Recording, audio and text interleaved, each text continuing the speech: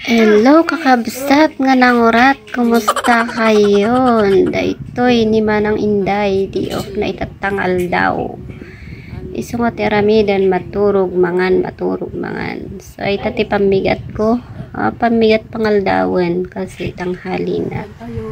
Pangumaga almusal at saka lunch na yan. Prito ko ng itlog at nagluto na rin yung anak ko ng dumpling. At gumawa na rin ako ng kape. So, ayan, kain tayo muna, kakabsat. So, ayan, mamaya pagkatapos kong kumain, iniisip ko kung anong gagawin ko. Kasi mamaya maglalaba ako ng mga damit kung makasingit ako mamaya. At saka yan, pagkatapos kong kumain, naisipan kong i-assemble yung binili kong Shorak.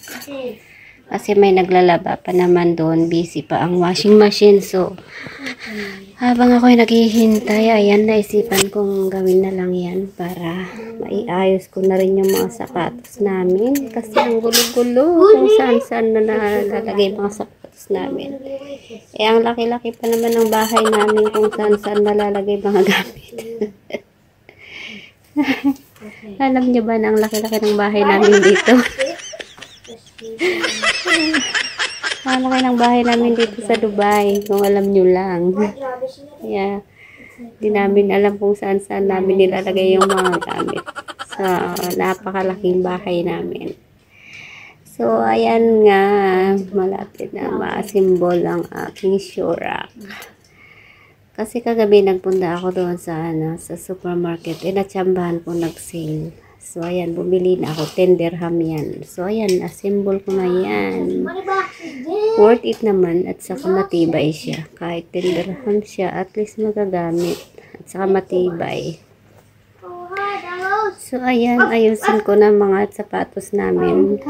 Pero ang sapatos ng anak ko, ang laki-laki, hindi pa nailagay lahat.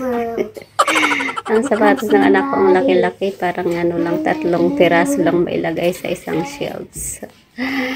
So, ayan, nag-check ko na naman yung washing machine. Busy pa rin. So, ito.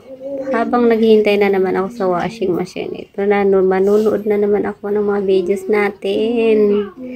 Ganyan lang talagang buhay. So, ayan. May napanood ako na nakangiti. So, ayan, chinik ko na naman ulit kung tapos na. Ay, Diyos ko, hindi pa tapos. Kailan kaya ako makapaglaban nito? Bukas trabaho na naman. Ang dami naming mga labahan. Ayun nga, di ako makasingit sa washing machine. Kaya naisipan kong bumaba na lang at bibili ng lulutuin.